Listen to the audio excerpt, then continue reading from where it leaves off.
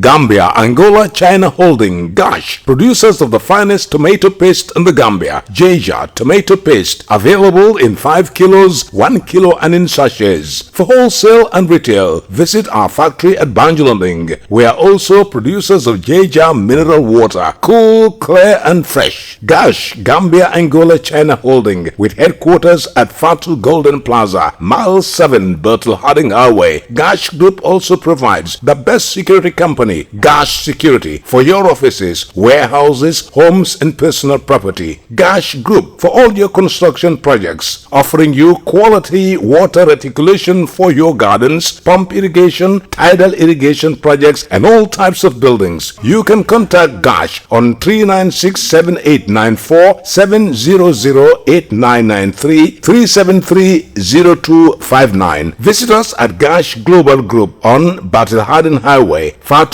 Golden Plaza. Our website www.gashglobal.com. Gambia, Angola, China Holding, Gash.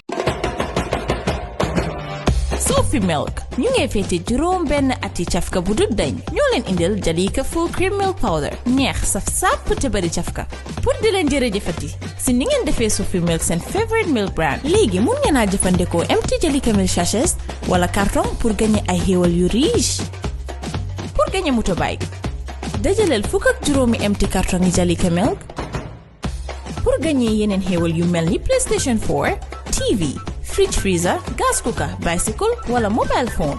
dajaleel fukk ak juróomi empty Jalika milk sachets def leen si biir envelope binda si sa tur ak sa téléphone number. mun ngeen ko yóbbu si bépp Jalika milk agent bu leen gën a jege. pour xam bi si raful yi dem leen Jalika milk Facebook page. Jalika milk mooy meew bu ees bu leen so fi indil gën a neex saf sàpp te riche.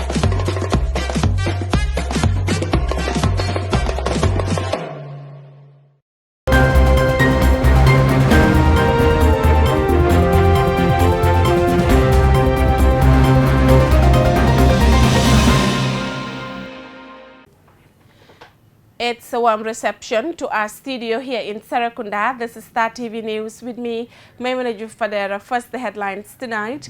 Friction at Darubusumbala Voter Registration Center. Inter-party committee validates strategic plan. Single mother scheme graduates maiden batch of 30. Janjambure at high risk of acute water shortage. On the international scene, ECOWAS suspends Mali over second coup in 9 months. Families displaced by DRC volcano decry lack of government support. Israel's Netanyahu could lose PM job as rivals join forces. Well, those were the headlines. So now the news in detail.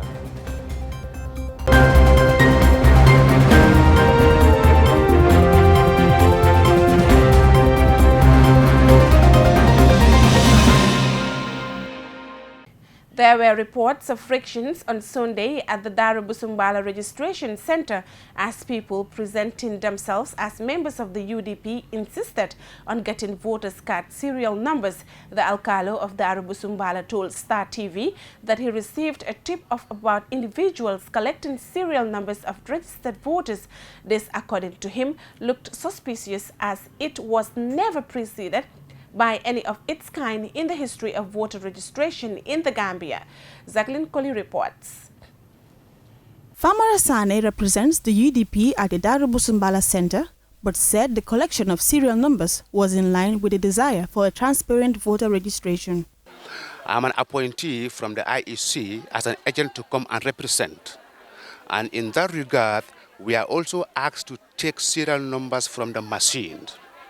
The opening of the machine and the closing of the machines, to compare them the following morning of how it ends and how it starts.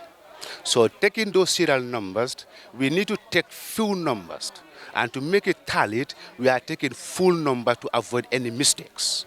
This is why we are taking the serial numbers. It does not mean taking the serial numbers or without taking them, they are not free to handle their cards. Their cards belongs to them. They own it. They have to keep it by themselves and go and cast their votes to whoever they want to cast their votes. That is their mandate. Nobody is stopping them to cast their vote. Nobody is asking them to use force on them to come and get their numbers. This is what has to be cleared. Some people are going around making noise making noise that we are forcing people. Nobody is forcing anybody. Nobody can force anybody in this country.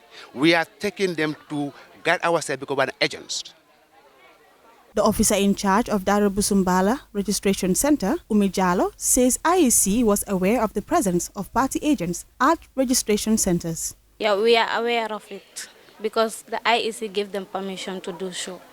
So they're having the IEC permission to come here and enter. So I don't know whether they asked them to put to write down the serial number, but the IEC allowed them to come here. However, the alcalde of Darubusumbala said it was one registration center that people were collecting serial numbers despite claims of being there on IEC's approval. He pointed out that he had dispatched some youths on a fact-finding mission around the village, but he was informed that it was only at this particular center that serial numbers were being collected. Meanwhile, the IEC on Monday issued a press release warning political party agents at registration centers to refrain from taking voters' cards from people to write their details. Any information needed by a party agent on a registered voter should be collected from the team supervisor at any appropriate time. A party agent is to observe and note down any observation on the voter registration for submission to his or her party, IEC said. The election house said a party agent must not interfere, disrupt, and obstruct the registration process. He or she must not influence, entice any applicant to register or coerce, threaten, and bar applicants from registration, it adds. The party agents have been instructed to comply with the IEC regulations or risk being sent away by the registration center by team supervisors, the IEC warned. Jacqueline Coley reporting for Star TV News. Efforts have been stepped up to nurture peaceful and stable political environment in the Gambia as the country edges to its next cycle of elections. The Inter-Party Committee, an umbrella institution of all registered political parties in the Gambia, on Saturday validated its strategic plan as part of its objective of preventing, managing and resolving crises for peace building across the country. Khadija Tudanso has more. The strategic plan hopes to strengthen and better coordination of inter-party relationships to foster peaceful and stable political environment. Political advisor to the Special Representative of the ECOWAS Commission, Mr. Claude Canar, addressed representatives of the country's various political parties at the Saturday's validation meeting held at the Kairaba Jawara International Conference Center in Bijolo. He underscored the importance of the meeting as it coincided with the commencement of the general voter registration. Mr. Canar expressed delight in ECOWAS being regarded by the IPC as a key partner in the transitional process and emphasized the need for parties to be committed to the attainment of IPC's objectives. There is a saying that if you fail to plan, then you'll be planning to fail. I'm therefore very delighted this morning to be invited to the strategic planning validation meeting to make a statement on behalf of ECOWAS. What is symbolic about this validation meeting is that it coincides with the commencement of the voter registration exercise across the country, which is part of the democratic process in the Gambia. Distinguished ladies and gentlemen, this 5-year strategic plan that has been articulated by the Inter-Party Committee with the support of the United Nations Development Programme is coming at the appropriate time because it captures relevant activities meant to engage all He further expressed the desire and willingness of ECOWAS to continue supporting the IPC in fulfillment of its goals. He urged participants to meticulously and objectively examine the strategic plan to, at the end of the meeting, come up with a well-articulated strategic plan that IPC will be proud of and one that can be utilized for resource mobilization for effective and official implementation for the next 5 years. The Saturday's IPC meeting was chaired by DOI Secretary General Halifa Saleh. He gave reasons for the establishment of the IPC. The reason for establishing the IPC is to promote dialogue and consultation among the political parties so that together we create the environment that will enable each of us to perform to our best potential in discharging our function as the apex institution that should provide the representatives, the candidates who ultimately will enable the population to have the choice to select their leaders at all levels. The political parties are therefore the most significant institutions in this country, since they provide the base for the selection of the leadership of this country. Mr. Sala said the strategic plan indicates that the IPC is ready to put the past behind in the higher interest of the Gambia and to work constructively towards national reconciliation, consolidation of democracy, good governance, respect for fundamental human rights, due process and rule of law. Some representatives of the various parties were meanwhile impressed with the plan and made calls for consistency and commitment in its implementation for peaceful and transparent elections. The meeting climaxed in a press conference on the IPC strategic plan. Reporting for Star TV News, I am Khadija Tudansu. The first batch of 30 students of the Single Mother Scheme in the Gambia completed training in various skills. A colorful graduation ceremony was on Saturday organized for the mothers at the Paradise Suites Hotel in the Senegambia stretch. Maria Madam reports.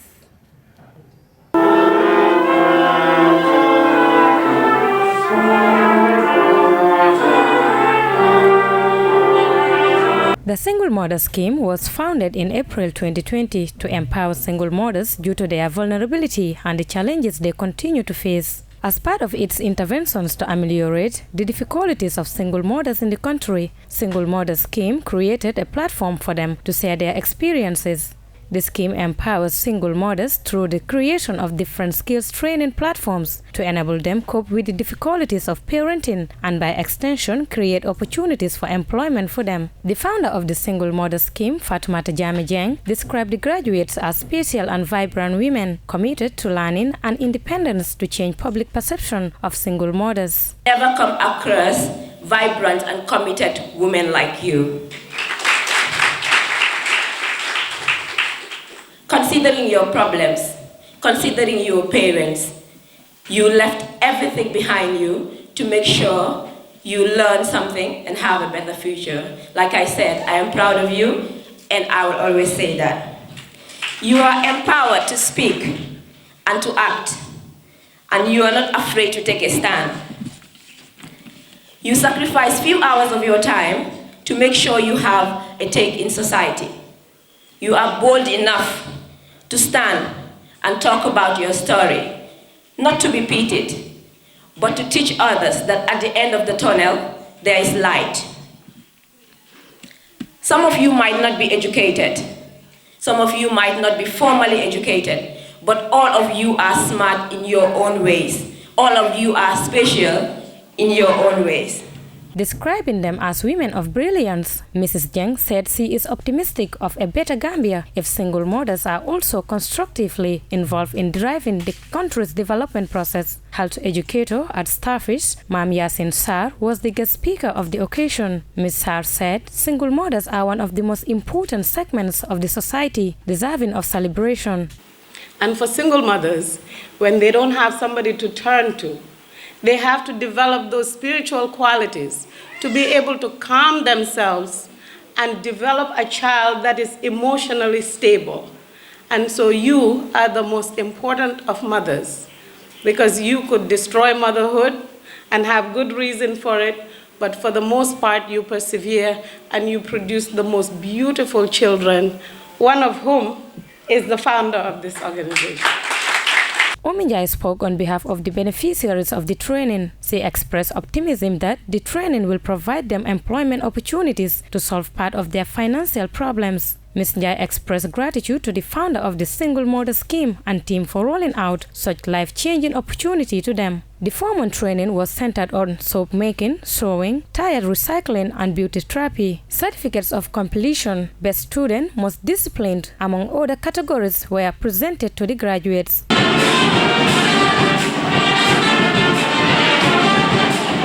Maria Madam, reporting for Star TV News. Our former National Assembly member for Janjanbureh has warned of potential severe water shortage in Janjanbureh if the current NAWEC billing system in the island settlement continues unchecked. Our son reports. Honorable Ibrahim Sajo reached out to Star TV on Monday to complain of what he called prohibitive water bills that residents of Janjanbureh were presented with. Speaking in a telephone interview, the former Janjanbureh National Assembly member said Nawek gave customers water bills of up to $99,000 despite settling their bills for January.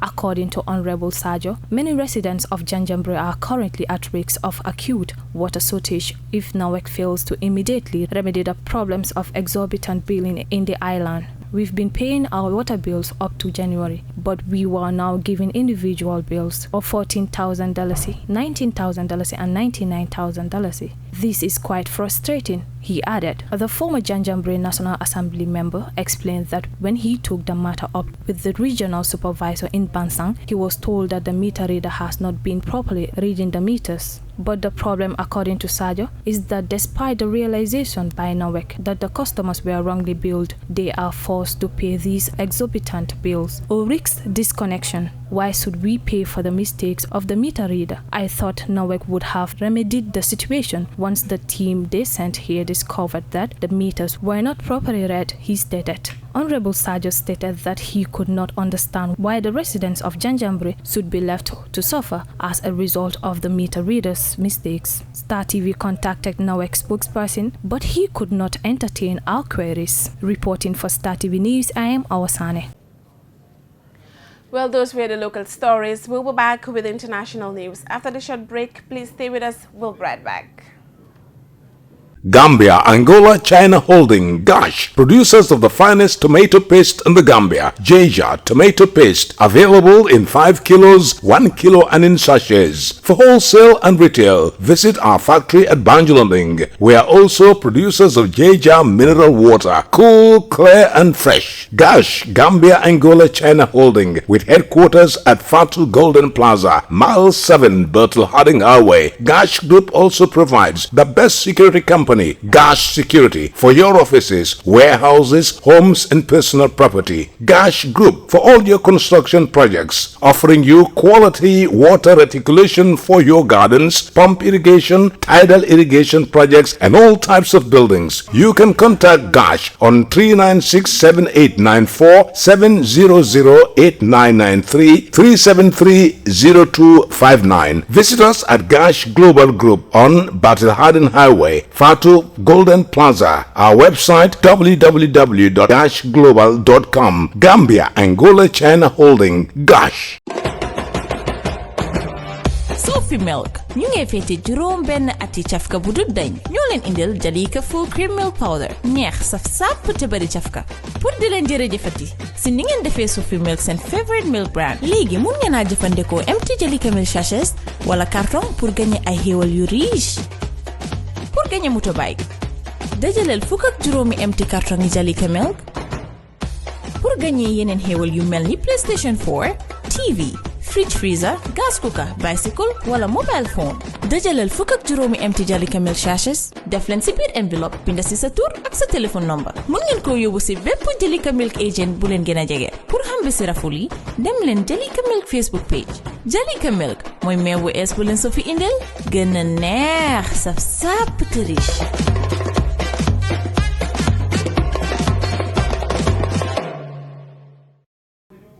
Welcome back. Still the news. We now look at the news beyond our borders. West African leaders from the regional group ECOWAS have suspended Mali from the bloc but did not impose new sanctions as they were afraid of worsening the country's security situation.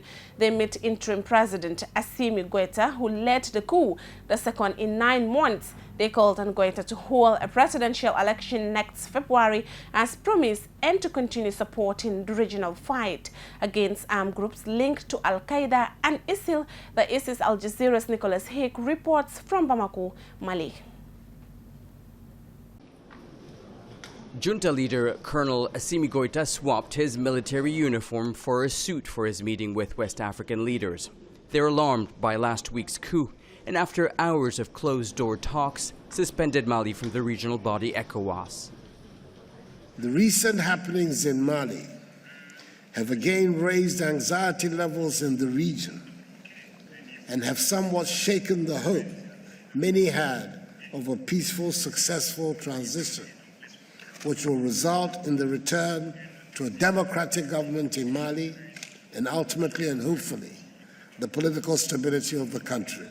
The heads of state called for the immediate release of the former president and prime minister who are being kept under house arrest. They also want the nomination of a new civilian prime minister and an inclusive government. The suspension is due to last until February 2022. ECOWAS's chief negotiator, Goodluck Jonathan, will be back in the Malian capital, Bamako, in a week's time to check on the progress made in meeting the demands made by the regional body. Meanwhile, the attacks by armed groups are intensifying and spreading.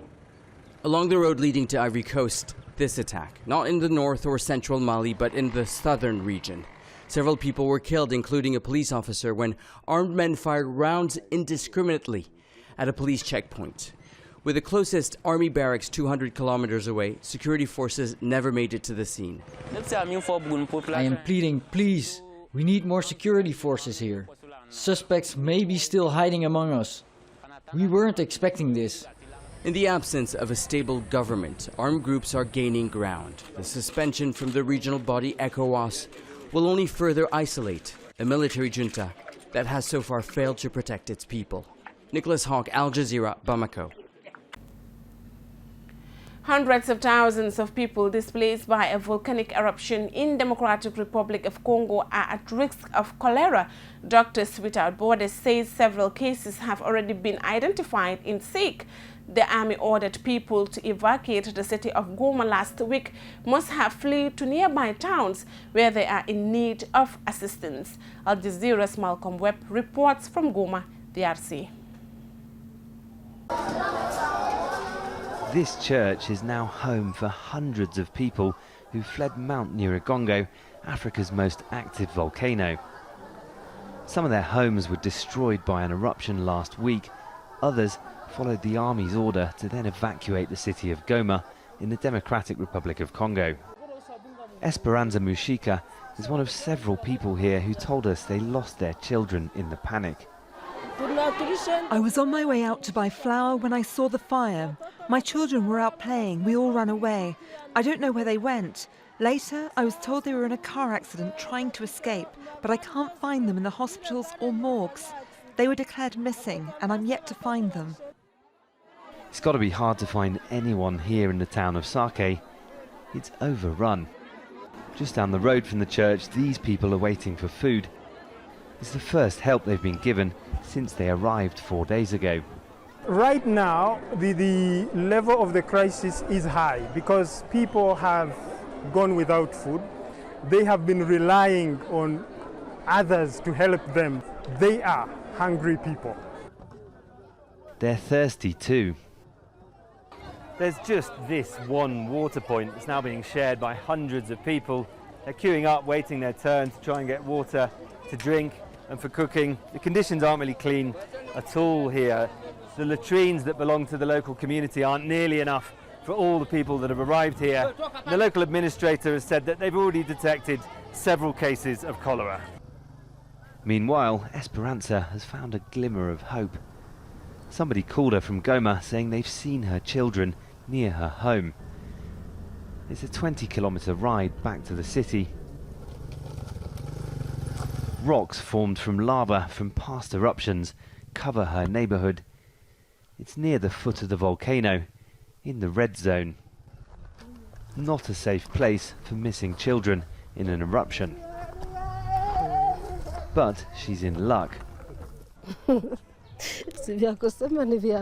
I have so many things to say. I'm happy to see them and I'm grateful they're alive. They didn't die. One family happily reunited. Many more are still not. Malcolm Webb, Al Jazeera, Goma, Democratic Republic of Congo. Israel far-right politician Naftali Bennett says he will join a governing coalition that could end the rule of the country's longest-serving leader, Prime Minister Benjamin Netanyahu. Bennett's Yemeni party has 6 crucial seats in the parliament, which makes him a kingmaker. Political rivals Bennett and Yair Lapid, a centrist, are discussing the unity government's formation before a deadline on Wednesday. Israel has had 4 inconclusive elections over the past 2 years, and Netanyahu, who faces corruption charges, said Bennett's decision will jeopardize Israel's security. Al Jazeera's James Bay reports from West Jerusalem, Israel. This is the man who now looks likely to become Israel's next prime minister.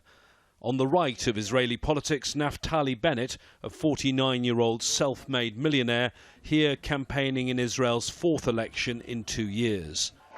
Another opposition leader, Yair Lapid, whose centrist party actually did better than Bennett's in the poll, has been trying to form a coalition.